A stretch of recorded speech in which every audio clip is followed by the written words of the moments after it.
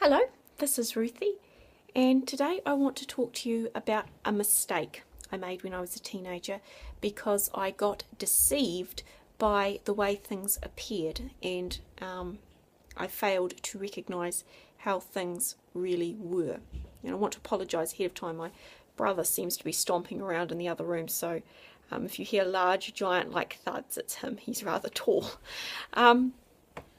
I worked in a floristry when I was about 16 years old, and when you work in a floristry, you often deal with people who are reeling from the shock of the death of a loved one, and because they come in to organise flowers for the funeral, you deal with death in a fairly raw form. I often dealt with people who were in shock, and they'd sometimes just stagger in, and then they'd kind of collapse over the counter, and they'd just be weeping, and they could hardly function. And I was actually really good in those situations usually. I think maybe God has given me a little bit of a gift with situations like that. Maybe, I don't know. I didn't really fall apart in those situations. I kind of knew what to say or not to say.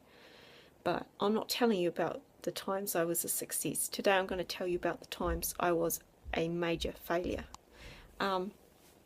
It was late and I was really tired, and I answered the phone, and I got a woman who had a lot of requirements. She wanted a big, huge bouquet of flowers delivered, and she wanted a really, really long message in the card, and the message just went on and on and on, and it seemed to be an apology, and I just assumed she'd had some fight with a friend, and I was tired and I wasn't really interested, and I wasn't rude to her, but I was not nearly as patient or as accommodating as I could have been, because I really just wanted her to get off the phone so I could go home.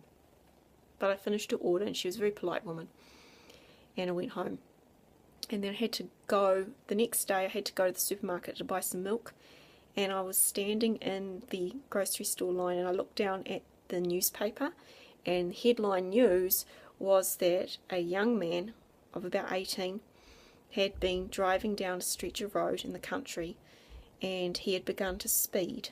And I've driven on that stretch of road. It's a very easy road to speed on. It's just an easy place to start creeping up on the speedometer and not really notice. And he kept speeding, and he eventually actually lost control of the car, and he had ploughed into the side of an oncoming vehicle, and he had instantly killed another teenage driver.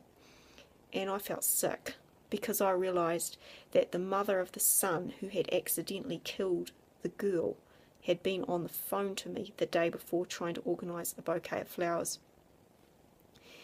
And because I had been tired and I had not been bringing my full intent and intelligence to that situation, I had completely missed the fact that that was a woman in a terrible state of grief, just trying to cope, and she was sending that bouquet of flowers to the mother who had lost her daughter. Why am I telling you this? Because I really blew it. I messed up. The truth is, there's nothing I could have done to help that situation. There's nothing I could have done to fix it. But what I did through my insensitivity was I turned the knife. I made the situation worse. And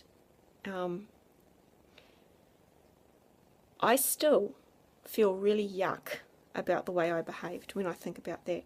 Now, I know God's forgiven me, and I've forgiven me, because at some point you do need to forgive yourself and move on, or you won't learn from your mistakes.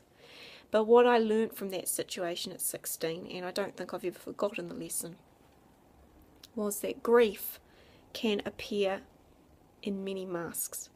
Grief can come to you in the form of anger. It can come to you in the form of an inconvenience, like it did with that woman. It can come to you in the form of a rude person. We tend to think people who are upset weep. That's not necessarily true. Sometimes they weep.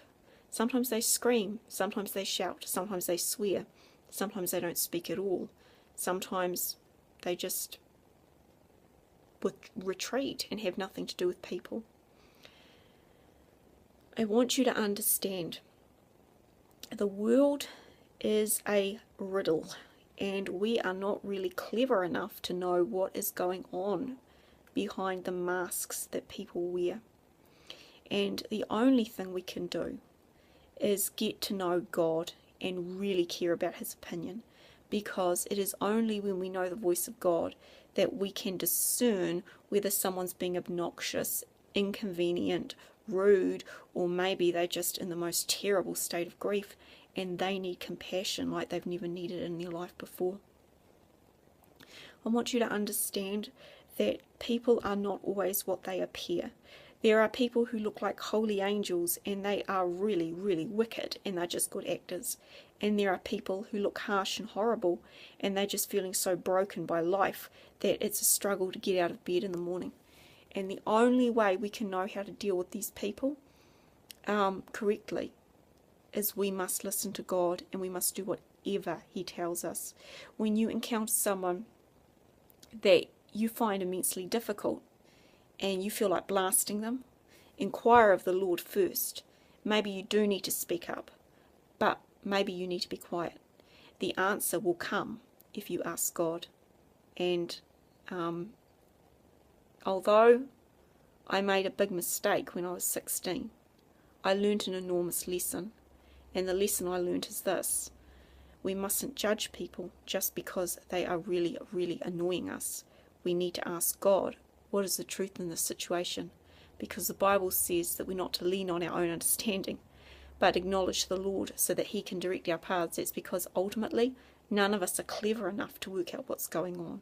So you need to get into a habit of asking God to reveal to you the truth in every situation, and then you ask him, what do you want me to do about it? What do you want my reaction to be?